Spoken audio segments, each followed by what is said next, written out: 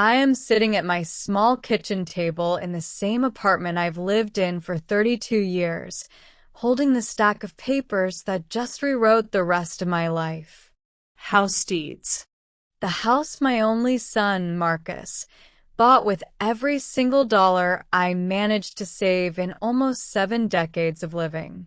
My hands are trembling, not from anger, but from a sorrow so deep it feels like the air is turned to water, and I'm drowning in it. My bedroom door is slightly ajar. From the living room, I can hear every word of the phone call Marcus is having with his wife, Lauren. His voice is bright, excited, planning their future. Their future. Yeah, babe, it's done. The papers came today. The house is officially ours. I hear the laugh I used to live for when he was 5 years old and running to me with scraped knees. Your mom is going to love it. Mrs. Evelyn finally gets that beautiful bedroom overlooking the roses, just the way she always dreamed. My heart actually stops beating for a second at Mrs. Evelyn, Lauren's mother. She is getting the rose garden bedroom in the house I paid for. The bedroom I had already decorated in my mind 1,000 times. And me? I whisper so softly the walls can't even hear.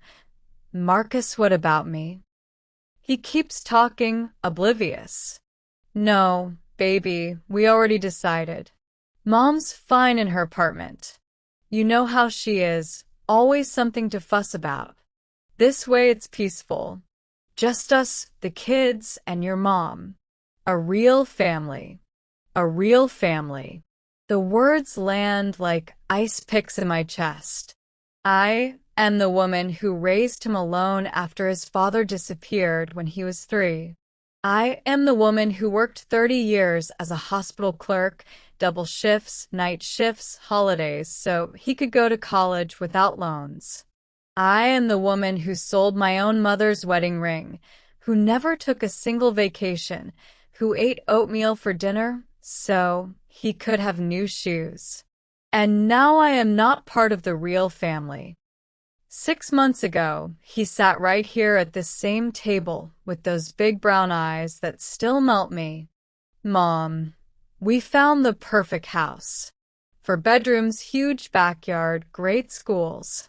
I just need $25,000 for the down payment. I swear I'll pay you back in 3 years. And Mom, you will always have a home with us. You will always have your own room.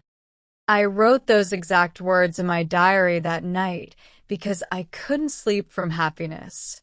For the first time in 20 years, I felt wanted, needed, like I finally belonged somewhere permanent. Lauren's voice floats through the speaker. Did you tell your mom the new plan yet? What new plan? You know, that she's not actually moving in. That the house is for us, the kids, and my mom. We talked about this. Your mom can beat a lot. A lot. Gloria Jean Thompson, 69 years old, who has never raised my voice to a soul, who apologizes to chairs when I bump into them, and suddenly a lot. No, I haven't told her, Marcus says. I'll do it after we move in. You know how emotional she gets. They speak about me the way people speak about a difficult appliance that still works but nobody wants in the new kitchen. I stand up quietly and walk to the window. Rain is sliding down the glass the same way tears want to slide down my cheeks, but I refuse to let them fall. Not yet. 30 years of packed lunches, secondhand coats, no new furniture, no cruises, no concerts. Just saving, saving, saving, so I would never be a burden to my son. Turns out I'm a burden anyway. Lauren says, calm as Sunday morning, we should probably help her find something smaller, cheaper. Something more suitable for one person. More suitable. Now that they have my money, I need to disappear quietly into something smaller. Marcus walks into the kitchen.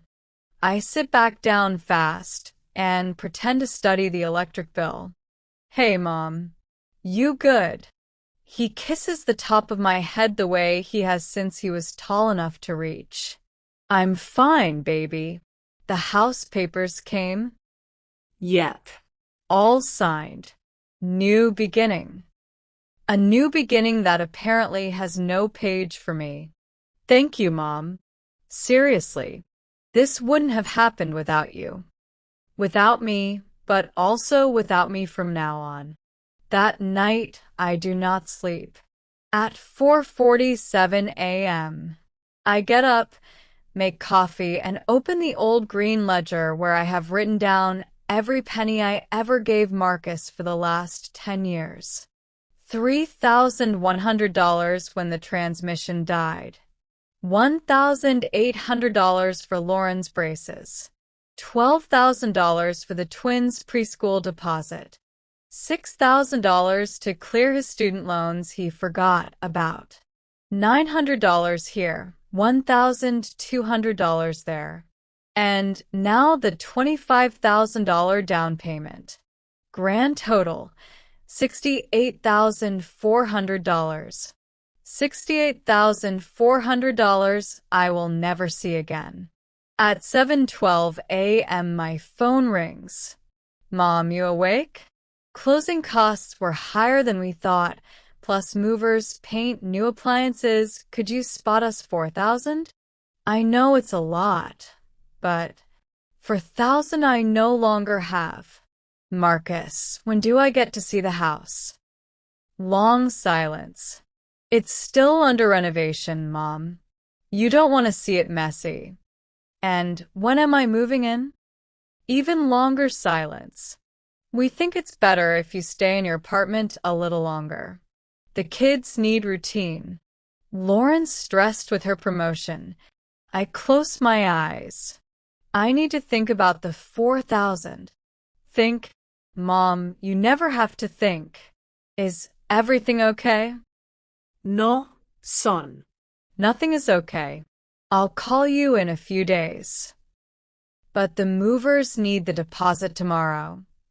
I hang up. Then I do what I should have done 15 years ago. I open my laptop, log into the bank, and stare at the $2,114 left in savings after the down payment. I call the bank. Good morning, Mrs. Thompson. How can we help? I want to remove my son as pod beneficiary on all accounts. I want his name off everything. And please connect me with estate planning. For the first time in decades, something that feels like solid ground appears beneath my feet. Over the next 4 days, my phone explodes. 58 missed calls, voicemails from Marcus, from Lauren, even from my 9-year-old granddaughter asking if Grandma is sick because Daddy said you're not answering because you're mad. The final text from Marcus at 3:07 a.m. Mom, if this is about the house, we can figure something out. Maybe a room for you later. But I really need the $4,000 first. Please. Later. I am a later problem. On the 5th day, I put on the navy dress I wore to his college graduation, the one I haven't worn in 8 years. I put on lipstick. I walk to the bank. I open a brand new account in my name only. I move every remaining dollar into it. I rent a P.O. box so no statement ever goes to my apartment again.